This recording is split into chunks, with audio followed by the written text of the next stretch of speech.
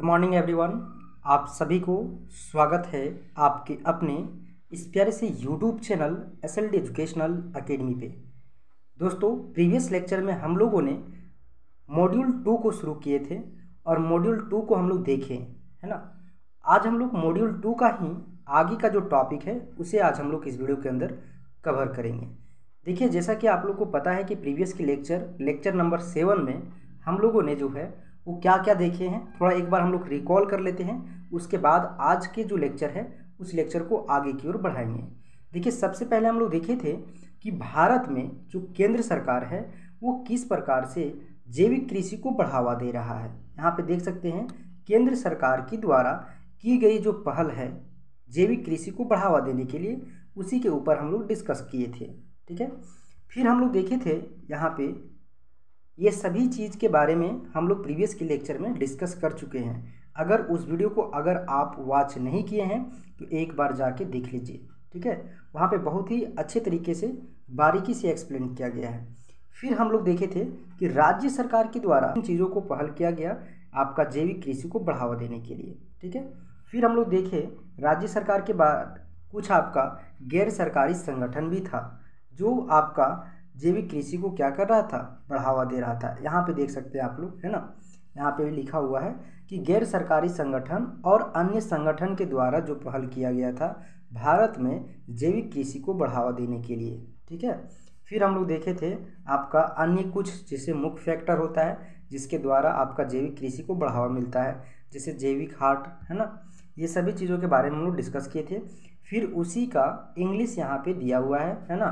हिंदी में यहाँ पे हम एक्सप्लेन किए थे, इंग्लिश में आप लोगों को यहाँ पे एक्सप्लेन किया हुआ आपको लिखा हुआ है, नोट्स आपको दिया हुआ था। आप इसे आराम से नोट्स करके आप जो है वो अच्छे तरीके से रिवीजन कर सकते हैं, है ना। इंग्लिश में आपका यहाँ पे टॉपिक को एक्सप्लेन किया हुआ है, हिंदी में भी एक्सप्लेन किया हुआ है, लेकिन जो वीडियो है उसमें हम यहाँ पे हिंदी में एक्सप्लेन कर दिए थे, साथ ही साथ इंग्लिश में आपको नोट्स दे दिए थे। आप जिस लैंग्वेज में अपने आप को कंफर्टेबल महसूस करें वैसे ही आप अपने तरीके से एग्ज़ाम को लिखिए। ठीक है, चलिए आगे के लेक्चर को आज हम कंटिन्यू करते हैं और जो आपका मॉड्यूल 2 का यूनिट 2 है ना, उसको हम लोग देखते हैं। ठीक है, मॉड्यूल 2 का जो आपका टॉपिक 2 है उसको आज हम लोग देखते हैं सेकेंड टॉपिक क्या है। ठीक है, देखिए यहाँ पे आपका सेकेंड टॉपिक है और आज हम लोग इस लेक्चर में यहाँ से आज शुरू कर रहे हैं। इससे पहले हम लोग जो देखे वो आप लोग को प्रीवियस लेक्चर में मिल जाएगा। ठीक है, तो लेक्चर को स्टार्ट करने से पहले आप लोगों से एक छोटा सा रिक्वेस्ट है कि अगर चैनल पे नए हैं तो चैनल को सबसे पहले आप लोग सब्सक्राइब कर लीजिए और वीडियो अच्छा लगे तो आप लोग ज़रूर से जो है वो आगे शेयर कीजिएगा ताकि उन लोगों तक पहुंच सके हम जिन लोगों को यह वीडियो की आवश्यकता है। तो इतना आप लोग ज़रूर सहयोग कीजिएगा दोस्तों। चलिए बिना देरी किए हुए आगे लेक्चर की कंटिन्यू करते हैं। चलिए दोस्तों आगे की ओर बढ़ते हैं और देखते हैं, है ना। जैसा कि आप लोग यहाँ पे आप लोग देख पा रहे होंगे कि आपका जो टॉपिक है वो आपका टॉपिक किस चीज़ के ऊपर है। सबसे पहले आप लोग टॉपिक को क्लियर कीजिए, है ना। जैविक पोषक स्रोत क्या है इसके बारे में जानेंगे पहले। फिर हम लोग देखेंगे कि उनका सुदृढ़ीकरण कैसे किया जाता है ना। और फिर हम लोग देखेंगे जैविक खाद कंपोस्ट बनाने की विधियाँ। ठीक है, जैविक खाद बनाने का विधि और कंपोस्ट बनाने का क्या विधि है इसके बारे में। ठीक है, तो देखिए यहाँ पे सबसे पहले आपका दिया हुआ है ना, जैसा कि आप लोग देख पा रहे होंगे जैविक यहाँ पे पोषक स्रोत क्या है उसके बारे में। ठीक है, देखिए जैविक कृषि में जैविक पोषक स्रोत का उपयोग जो है वो क्या किया जाता है, पौधों की जो है आवश्यक जो पोषक तत्व होता है ना, उस रूप में जो है वो प्रदान करने का काम करता है। यानी कि बोला जाए तो पोषक तत्वों को प्रदान करने का काम करता है आपका पोषक स्रोत। साथ ही साथ मिट्टी की जो उर्वरकता होता है उसको बनाए रखने के लिए यूज किया जाता है आपका जैविक पोषक स्रोत को। ठीक है, ये पोषक स्रोत जो है वो रासायनिक उर्वरकों के विपरीत, है ना, प्राकृतिक वो पर्यावरणीय अनुकूलन होते हैं। यानी कि बोला जाए कि जो आपका रासायनिक उर्वरक जो काम करता है जस्ट उसका विपरीत, है ना, प्राकृतिक या फिर जो है वो पर्यावरणीय अनुकूलन होता है जो आप होता है। दैट मीन्स इसका यहाँ बोलने का मतलब ये है कि जो आपका ये रासायनिक उर्वरक है ना इसका जस्ट विपरीत होता है। यानी कि बोल सकते हैं कि जो आपका ये आपका जैविक पोषक स्रोत जो है वो प्राकृतिक होता है या फिर आपका पर्यावरणीय अनुकूलन होता है। ठीक है, जैविक पोषक स्रोत जो है वो क्या करता है, सुदृढ़ीकरण करने का काम करता है। सुदृढ़ीकरण का मतलब है यहाँ पे पोषण क्षमता को बढ़ाने का काम करता है। साथ ही साथ उपयोग जो है वो किसानों के लिए अस्थायी कृषि प्रणाली का एक हिस्सा होता है। ठीक है, यानी कि उपयोग जो है वो किसानों के लिए जो है एक अस्थायी कृषि प्रणाली का एक हिस्सा होता है। ये आपका जैविक पोषक स्रोत। सबसे पहले हम लोग देखते हैं कि जैविक पोषक स्रोत का कौन कौन सा यहाँ पे टाइप्स है ना, और इसे कैसे तैयार किया जाता है। ठीक है, देखिए यहाँ पे सबसे पहले हम लोग देखेंगे जैविक पोषक स्रोत का पहला जो टाइप्स है वो है आपका जैविक खाद, है ना। यहाँ पे ऑर्गेनिक मैन्योर को कैसे तैयार किया जाता है उसके बारे में हम लोग समझने की कोशिश करेंगे। तो जैविक खाद जो है उसको बनाने का जो तरीका है बहुत ही सिंपल है, सरल है और आसान है। आप अपने घर में भी इस चीज़ को आप महसूस कर पाए होंगे और अपनी नज़रों में आप देख पाए होंगे। जो गांव से बिलोंग करते हैं उन लोगों को बहुत अच्छे से पता है कि जो जैविक खाद है वो कैसे तैयार किया जाता है। जैविक खाद का जो स्रोत है वो है आपका जैविक स्रोत, है ना। जैसे कि आपका पशु गोबर, है ना, हरी खाद, पत्तियाँ, या फिर जो फसल का अवशेष जो बच जाता है, खरपतवार जिसको हम लोग बोलते हैं, ये सभी जो है आपका वो जैविक खाद का एक स्रोत है। ठीक है, या पौधों के लिए आवश्यक पोषक तत्व जैसे कि नाइट्रोजन, फास्फोरस, पोटेशियम आदि प्रदान करने का काम करता है। ठीक है, उसके साथ ही साथ देखिए इसका टाइप्स क्या है ना। इस टाइप्स को भी हम नीचे में एक्सप्लेन करेंगे कि इसे कैसे निर्माण किया जाता है और यह किस प्रकार से काम करता है। ठीक है, देखिए यहाँ पे आपका टाइप्स है गोबर खाद, है ना, फिर है आपका हरी खाद, फिर है आपका वर्मी कंपोस्ट, है ना। यानी कि यहाँ पे देखिए जैविक खाद का प्रकार अगर पूछा जाए आपसे तो आपको बताना है गोबर खाद, हरी खाद, वर्मी कंपोस्ट, ये सभी आपका एक टाइप्स है ना, प्रकार है। अब सेकेंड में हम लोग देखते हैं वर्मी कंपोस्ट को कैसे बनाया जाता है और यह किस प्रकार से जो है वो पौधों में जैविक कृषि में जो है वो जैविक पोषक स्रोत के रूप में काम करता है। ठीक है, देखिए यहाँ पे बोला गया है कि जैविक जो आपका है ना, जो कंपोस्ट है ये कैसे तैयार किया जाता है। देखिए यह जो है वो आपका जैविक कचरे से निर्माण होता है। जैसे कि कचरे की अगर बात किया जाए तो जो घर से कचरा निकलता है, पौधों की जो पत्तियाँ होता है ना, फसल का जो अवशेष होता है, इन सभी को विघटित करके जो है ये तैयार किया जाता है कंपोस्ट को। कंपोस्ट का काम क्या है, मिट्टी की जो संरचना है उसको सुधारने का काम करता है।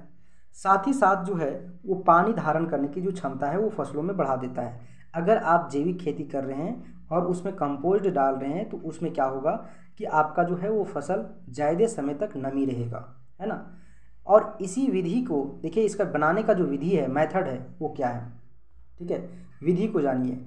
जैविक पदार्थों को हवा में विघटित करके जो है वो जैविक खाद को तैयार किया जाता है। ठीक है, उसके बाद देखिए वर्मी कंपोस्ट, है ना।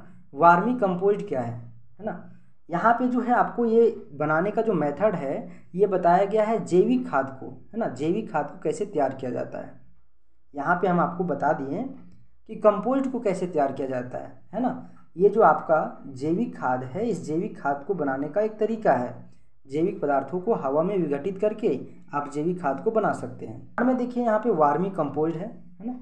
वर्मी कंपोस्ट में जो है क्या है देख सकते हैं, यह कैसे तैयार किया जाता है, यह किस प्रकार से जो है वो जैविक फसलों का एक पोषक स्रोत के रूप में काम करता है, इस चीज़ को हम लोग जानेंगे। ठीक है, ये सभी हम लोग देख रहे हैं जैविक पोषक स्रोत के रूप में। ठीक है, यह केचुआ द्वारा निर्मित होता है जिसमें जैविक पदार्थों को विघटित करने के बाद जो है ये तैयार किया जाता है। ठीक है, वर्मी कंपोस्ट जो है बहुत ही उर्वरक होता है और पौधों के लिए लाभकारी होता है। इसका बनाने का विधि जो है वो आपको हम बता चुके हैं कि केचुओं के माध्यम से विघटित करने के बाद कचरे को जो है वो तैयार किया जाता है। जब आपका ढेर सारे कचरे को एक जगह इकट्ठा करके उसमें ढेर सारे केचुओं को छोड़ दिया जाता है ताकि जो विघटित होगा उसके माध्यम से जो है आपका यहाँ पे वर्मी कंपोस्ट को तैयार किया जाएगा। ठीक है, उसके बाद है हरी खाद, है ना। इसमें क्या होता है कि खेत की जो जुताई है उससे करने से पहले आपको जो है वो मिट्टी में मिलाने के लिए जो है इसे उगाया जाता है। इसको उगाकर आपको जो है फसल को जुताई कर देना है, खेत को जुताई कर देना है और जो है वो उसको खेत में ही मिला देना है। उसके बाद जो है आपको क्या होगा, मिट्टी में नाइट्रोजन की मात्रा बढ़ जाएगा जिससे आपका फसल अच्छे तरीके से उत्पादन होगा, है ना। और अन्य पोषक तत्वों की मात्रा बढ़ने से जो है आपका फसल अच्छा होगा, है ना। उदाहरण के लिए जैसे आपका ढेंचा, है ना, सनई का फसल, ये सभी फसलों को जो है जुताई करने से पहले लगाया जाता है और जो है जुताई करने के बाद इसे खेत में मिला दिया जाता है। उसी प्रकार आगे आपका जो है वो हरी खाद, ठीक है। आवाज़ में थोड़ा सा आप लोग को डिफरेंस लग सकता है दोस्तों, क्योंकि अभी जो है वो थोड़ा सा आपका यहाँ पे माइक काम नहीं कर रहा था, जिसके कारण से आप लोगों को जो है आवाज़ चेंज हो गया होगा, है ना। थोड़ा सा इसे मैनेज कीजिएगा, ठीक है। हरी खाद जो है वो इसी तरीके से बनाया जाता है, ठीक है। खेत में जो है वो जुताई करने से पहले फसल को मिलाने के लिए उगाया जाता है, ठीक है। ये हरी खाद आपका हो चुका था। उसके बाद जो है आपका पोल्ट्री खाद है ना। ये जो आपका मुर्गियों का जो अवशिष्ट होता है इससे तैयार किया जाता है। ये भी जो है आपका नाइट्रोजन, फास्फोरस, पोटेशियम आदि जैसे पोषक तत्वों को क्या करता है, मात्रा को उच्च कर देता है, ठीक है। ठीक उसी तरह से आपका हड्डी का जो चूर्ण होता है इसे भी तैयार किया जाता है, ठीक है। ये भी जो है आपका क्या करता है, मृतक पशुओं की जो हड्डी होता है इसे पीस कर तैयार किया जाता है और यह फास्फोरस का एक अच्छा स्रोत माना जाता है, जो पौधों को, जड़ों को क्या करता है, विकसित करने में महत्वपूर्ण करता है ना, महत्वपूर्ण योगदान निभाता है। उसी प्रकार से आगे जो है आपका वह जैविक खादों का सुदृढ़ीकरण। आज हम लोग इस वीडियो के अंदर, इस लेक्चर के अंदर एक ही टॉपिक को कवर किए हैं, सिर्फ और सिर्फ जो है जैविक पोषक स्रोत। आगे के लेक्चर में हम लोग आगे की जो है वो टॉपिक को कवर करेंगे, जैसा कि आपका जो है वो जैविक खादों का सुदृढ़ीकरण, ठीक है। देखिए यहाँ पे आपका दिया हुआ है और फिर हम लोग इसका इंग्लिश लैंग्वेज में भी देख लेते हैं, जो अभी हम लोग देखें जैविक पोषक स्रोत क्या क्या है, ठीक है। देखिए यहाँ पे, है ना। जो लोग इंग्लिश में नोट्स को रेडी कर रहे हैं वो लोग देख सकते हैं, यहाँ पे आपका इंग्लिश में दिया हुआ है ना। ऑर्गेनिक का जो न्यूट्रिएंट्स है, जो आपका स्रोत है, उसको कौन कौन सा है और आपका जो है वो किस प्रकार से इसका तैयार किया जाता है, ठीक है। यहाँ पे देखिए ऑर्गेनिक मैन्योर्स है, टाइप्स ऑफ ऑर्गेनिक मैन्योर्स है ना। सेम है, कुछ यहाँ पे डिफरेंस नहीं है। जो ऊपर आप देखें उसी का यहाँ पे इंग्लिश में दिया हुआ है, ठीक है। तो हिंदी में आप एक्सप्लेनेशन को देख लें और साथ ही साथ जो है आप यहाँ पे इंग्लिश में इसको जो है नोट्स बना लें, ताकि आप इंग्लिश में जब लिखें तो आपको जो है वो आराम से आप इसे आंसर कर सकें,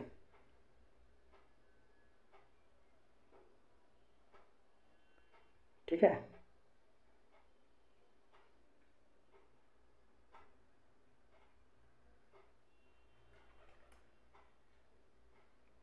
चलिए उसके बाद जो आपका है उसको हम लोग आगे के वीडियो में देखेंगे। तब तक के लिए आप लोग को बहुत बहुत धन्यवाद।